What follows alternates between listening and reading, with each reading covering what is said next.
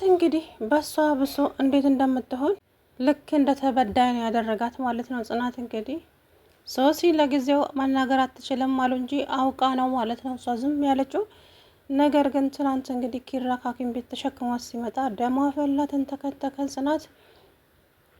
እናም ወረቀት ጽፋ ለኪራ ብትሰጠውም ጽናት ደግሞ ያንን ወረቀት እንዳያነብ አደረገችው ኪራን ማለት ነው፣ ጉዷ እንዳይወጣበት። በጣም ኃይለኛ ጭንቀት ውስጥ ነው ያለችው። ይሰማብኛል፣ ያውቁብኛል እያለች እንደገና ኪራ ደውሎ ሶሲ ለጊዜው ከደረሰባት ጉዳት አንጻር ለጊዜው መናገር አትችልም ሲላት በጣም ደስ ብሏት ትልላለች። አንደበቷ ስለተያዘ ማለት ነውና እንግዲህ እሰራልሻለሁ ወይዘሮ ጽናት ጠብቂኝ ትንሽ ቀን ብቻ እያለች እንግዲህ በውስጧ እያወራች ትገኛለች። ኒናንም ደግሞ ለአንድ ሰው ትናገሪና የእሷ እጣ ፋንታ ነው የሚደርስሽ አንቺንም እያለች እሷን እያስፈራራቻት ትገኛለች። እንግዲህ የጽናት ነገር እንደው ጽናት ጸባይዋን አስተካክሉላት ወይ ድራማውን ጨርሱት ማለት ነውና ጽናት ኃይለኛ ሰው ሆናለች። ምክንያቱም ደግሞ ውሸቷሳ የፈጣሪ ያለ ስትዋሽ ማስመሰሏን ቀጥላበታለች ማለት ነው። ማለት እሷ ራሷ አድርጋ ልክ ሶሲ በቃ በመጥፎነቷ ስለዋታል። ምንም ጥሩ ነገር እንኳን ብትሰራ አትመሰገንም ከዚህ በኋላ። ምክንያቱም የበፊት ባህሪዋን በዛው እንትን ብለዋታል እና እሷ ደግሞ ተለውጫለሁ፣ ተቀይሬያለሁ፣ የድሮዋ አይደለሁም፣ ግን እናንተ ይቅርታ ልታደርጉልኝ በፍጹም እንትን አይደላችሁም፣ ዝግጁ አይደላችሁም። ስለዚህ ከዚህ በኋላ እናንተን ይቅርታም አድርጉልኝ ብዬ አልለማመጣችሁም፣ የራሳችሁ ጉዳይ ነው አለችው ኪራን አውለት። እንግዲህ ሶሲ ባለፈው ማንነት ሰዎችን አትውቀሱ፣ አሁን ባለበት ደረጃ ነው እንጂ እኔ ባለፈው ነው የምስልሽ፣ በባሁን በመለወጥሽ ምንም እንትን አይለኝም አላት ኪራም። እንግዲህ ባልና ሚስት ከአንድ ወንዝ ይቀዳል የሚባለው እውነት ነው። ሰው ባለፈ ማንነቱ አይወቀስም። እውነት ለመናገር ነውር ነው ማለት በቃ አልፏል። ስለዚህች ልጅ ደግሞ ተቀይራ ይቅርታ አድርጉልኝ፣ አጥፍቻለሁ፣ ብዙ ነገር አድርጌያለሁ፣ በቃ ይቅርታ አድርጉልኝ አለች አይደለም። በነገራችን ላይ ለሰዎች እንደዚህ ጎንበስ ቀና ብለን ለሰዎች የምንጨነቀው ይቅርታ አደረገልኝ አላደረገልኝ፣ እምቢ ያለኝ እኮ አኩርፎኛል እኮ ብለን የምንጨነቀው ለሰው፣ ለፈጣሪያችን ግን ግማሿን ሰዓት ብንጨነቅ የእውነት ነው የምላችሁ ብዙ ነገር ያደርግልናልና ከሰው ምንም አታገኙም። ስለዚህ ሶሲም እንግዲህ ከዚህ በፊት ብዙ ነገር አድርጋለች ታውቃላችሁ። ጽንሷን እስከማስወረድ ድረስ ደርሷለች። ግን ያ ሁሉ እንግዲህ አለፈ፣ ያለፈ ታሪክ ነው። ጽናት ደግሞ መቼም አረሳም፣ መቼም እሷስ ያደረገችው ነገር በቀላል አይደለም በነገራችን ላይ። እናም እንግዲህ አሁን ቤቷ ዘናት እየመጣን ነው።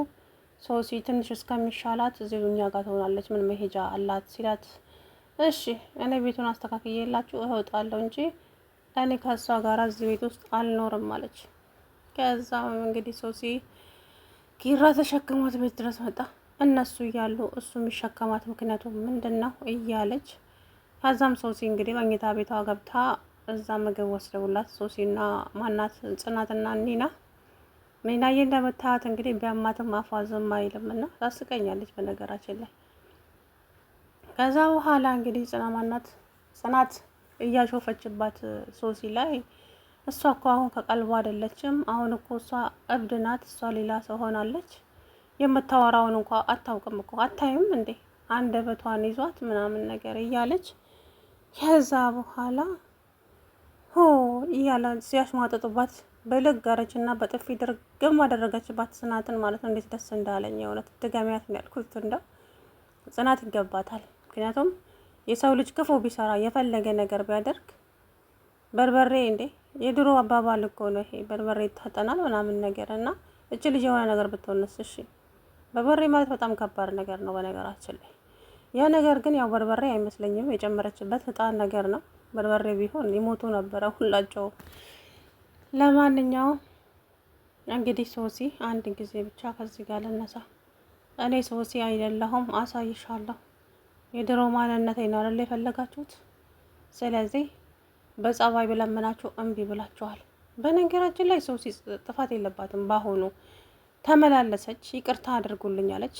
አይታችሁ ከሆነ ሶሲ የጽናት እግር ላይ ወድቃ እባክሽን የድሮውን ታይውና በቃ አዲስ ነገር እንጀምር፣ በቃ የድሮውን እርሹ፣ እኔ አሁን ተቀይሬ ያለው እባክሽ፣ ኧረ እንደዚህ ቆዳሽን አለሳልሰሽ አሁንም ባሌ ልትነጥቂኝ ነው የመጣሽው?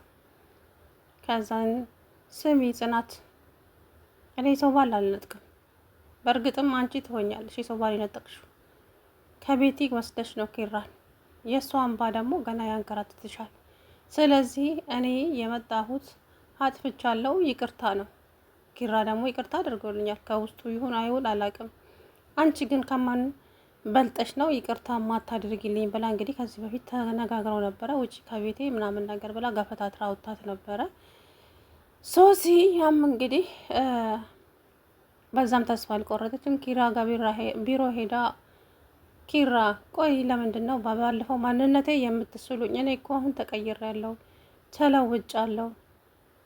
ስለዚህ ለምንድን ነው ይቅርታ አድርጊልኝ ብዬ እግሯ ላይ ስወድቅ ገፈታትራ አወጣች።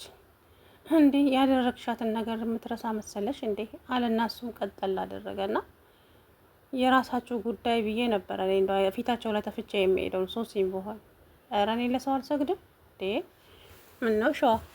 ለማንኛውም እንግዲህ ጽናት ስትሞጣሞጥ ትላንትና እንኳን አይደለም በርበሬ ማጠን ሌላ ነገር አያንስሽም እንዴ አንቺ እኮ መሞት ያለብሽ ሰው ነሽ እኮ ስትላት እንግዲህ ወጥፊ ድርግም አደረገችባት ተነስታ።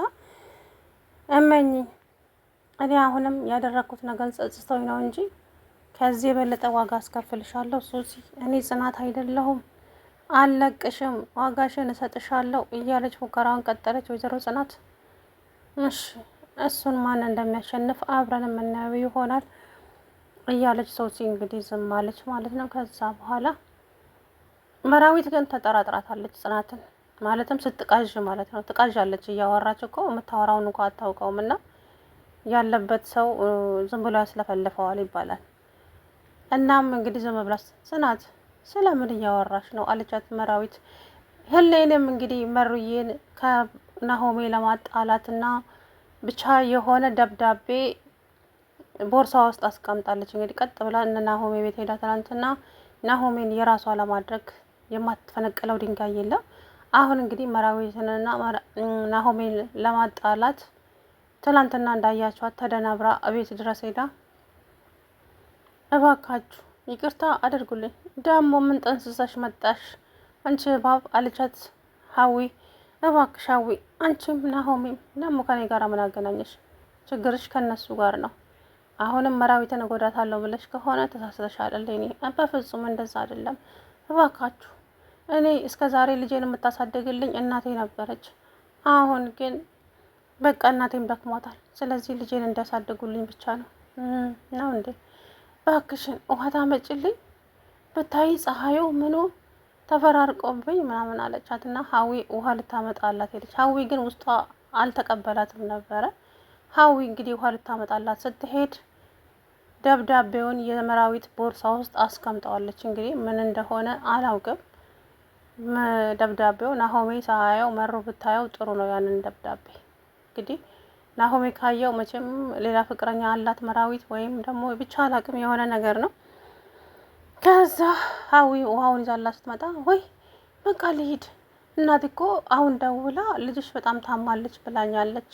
እንዴ ውሃ ውስጥ በቃ አመሰግናለሁ ብላ እሷ የመጣችው ያንን ወረቀት ለማስቀመጥ ነው። ወረቀቱን አስቀምጣ እንግዲህ እየሮጠች ሄደች ማለት ነው። እንግዲህ ስራዋን ሰርታለች። ያ ነገር ምን እንደሆነ አላውቅም። በእርግጥ ግን የሰው ልጅ ክፋቱ በዚህ ደረጃ ነውና አላውቅም። በእውነት በጣም ነው የሚያስጠላው። ለማንኛውም ጽናት እንግዲህ ምንም ይገጥማት ይመስላችኋል? ከዚህ በኋላ ከኪራ ጋር ይጣላሉ። ዋሽተሽኛል ይላታል። ውሸታም ነሽ። አለመታመን በራሱ ከባድ ነው። እንዴት በርበሬን ያክል ሰውን ታጥኛለሽ? እናም ኪራ ደግሞ ይሄንን ነገር ለማወቅ የማያደርገው ነገር የለም። ይሄ ነገር አደጋ አይደለም፣ ሆን ብሎ የተደረገ ነገር ነው። ሶሲ ደግሞ ይሄንን ነገር በፍጹም አታደርግም። በራሷ ላይ ይሄን አትፈርድም። ቆይ እሺ ማን አደረገው ነው የሚባለው? ቆይ እንዴት እያለ ራሱን በራሱ እየጠየቀ ይገኛልና እኔም ግራ ያጋባኝ ነገር እሱ ነው። እንዴት አደጋ አይደለም ብሏል ዶክተሩ። ስለዚህ ሆን ብሎ የተደረገ ነገር ነው ይሄ ነገር። ማን ሊያደርገው ይችላል? ችን ነገርማ ሳላውቅ ሳልደርስባት እንቅፍም አልተኛም እያለ ነው ማለት ነው ኪራ። እንግዲህ ያቺው የፈረደባት ኒና አፏ አምልጧት ልትናገር ትችላለች። ተመልከቱ ጉድ ብቻ ኒና ነች የምትናገረው ይሄንን ነገር። ወይም ደግሞ ያን ጊዜ እኮ እነ ቅዱሴ ያላስተዋሉም ይሆናል እንጂ ሲገቡ እኔ እኮ ልቀጣት ብዬ ነው እንጂ እንደዚህ እንድትሆን ብዬ አልነበረም፣ በርበሬ አጠንኳት እያለች ስትጮህ ነበረ ጽናት። አላስተዋሉ ይሆናል እንጂ እንግዲህ ለማንኛውም ጽናት ትንሽ መቀጣት አለባት፣ ቅጣት ያስፈልጋታል ማለት ነው። አጉል ዘለል ዘለል ያው መሰበር ነውና። ሰላም ውድና የተከበራችሁ ቻናል ቤተሰቦች እንዴት ናችሁ? አለሁ ደህና ነኝ።